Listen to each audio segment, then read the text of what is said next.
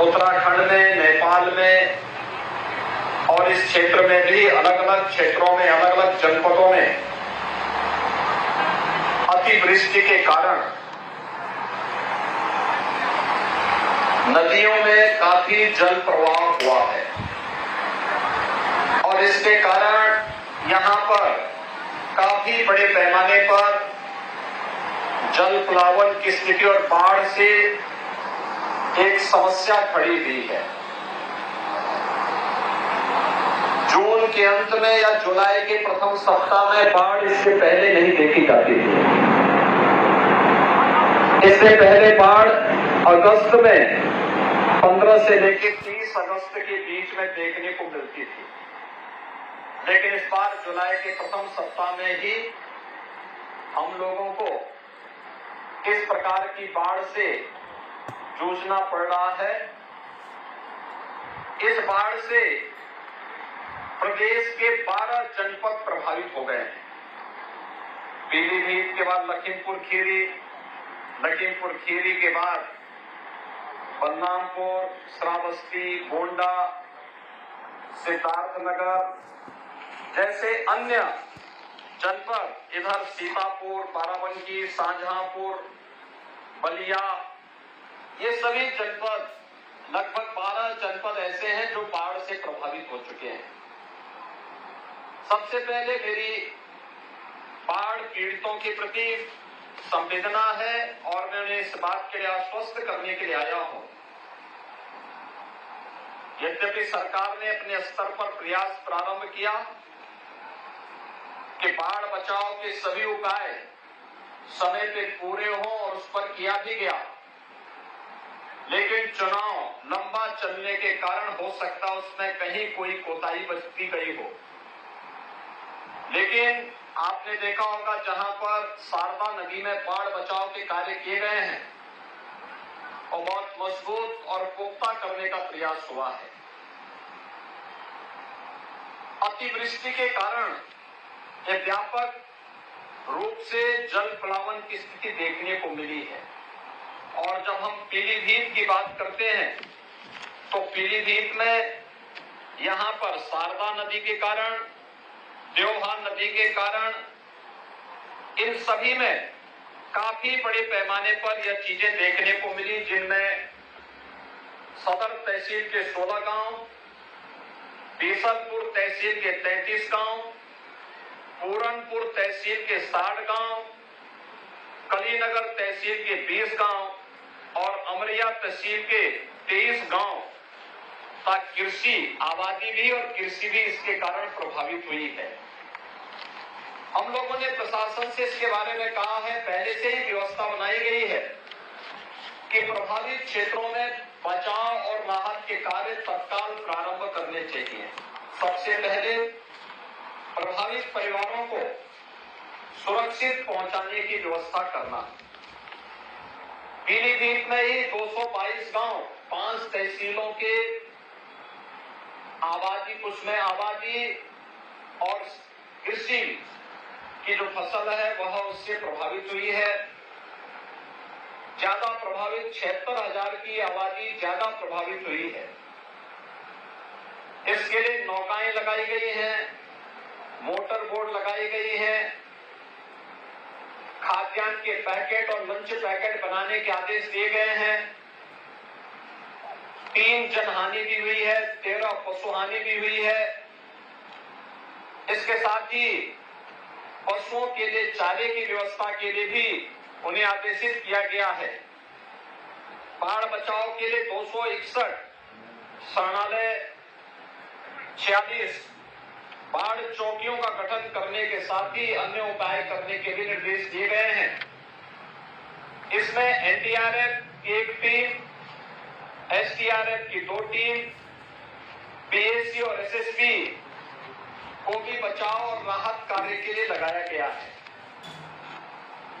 यहां पर जो बाढ़ पीड़ित हैं उनके लिए सरकार ने बहुत सारे सुविधाएं देने के लिए निर्देश दिए हैं। जैसे हर बाढ़ पीड़ित को जो गांव मैरुंड हो चुके हैं, जहां जल जगया है, वहां पर जहां घरों के अंदर पानी घुस गया है वहां पर उनके लिए कम्युनिटी किचन की व्यवस्था, जहां पर लोग आए भोजन वगैरह उनको बिना भेदभाव के भोजन की सुविधा प्राप्त हो सके।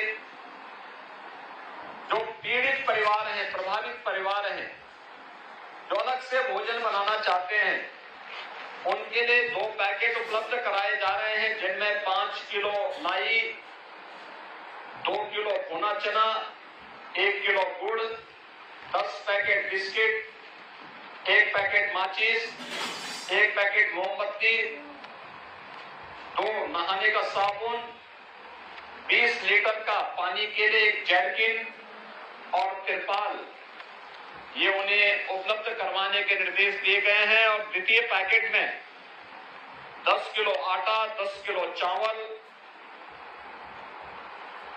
और 2 किलो अरहर की दाल, 10 किलो आलू,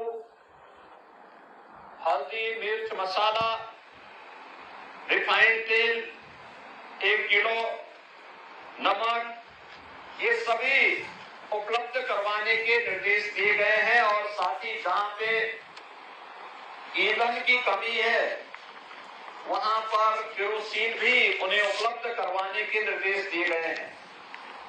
हमारे माननीय विधायकगण, मंत्रीगण, स्वयं केंद्रीय मंत्री श्री जितेंद्र प्रसाद जी भी यहाँ पे रह करके बाढ़ प्रभावित क्षेत्रों में जनता जनार्दन की सेवा में लगेंगे। जनहानि पर तत्काल प्रभावित परिवार को 4 लाख रुपए की सहायता प्रदान करने के लिए जिला प्रशासन को हम लोगों ने निर्देशित किया है। पशु हानि पर भी तत्काल रिपोर्ट लगा करके उस परिवार को 24 घंटे के अंदर आर्थिक सहायता मिल जानी चाहिए। इसके साथ ही यह भी निर्देश दिए गए हैं कि जहां फसल खराब हुई है तत्काल सर्वे करा करके उनके खातों में हम पैसा उपलब्ध करवा दें, तत्काल पैसा उस परिवार को उपलब्ध हो जाए, जिससे वह फिर से अपनी नई फसल को लगाने की तैयारी कर सके। और जहां पे जल जमाव ज्यादा है उस जल जमाव से बचाव के लिए प्रशासन युद्ध स्तर पर लग करके जनता जनार्दन की सेवा करे। आज इसीलिए मैं स्वयं जल शक्ति मंत्री को लेकर के, केंद्रीय मंत्री श्री जितेंद्र प्रसाद जी को लेकर के इन सभी बाढ़ क्षेत्रों का दौरा कर रहा हूं।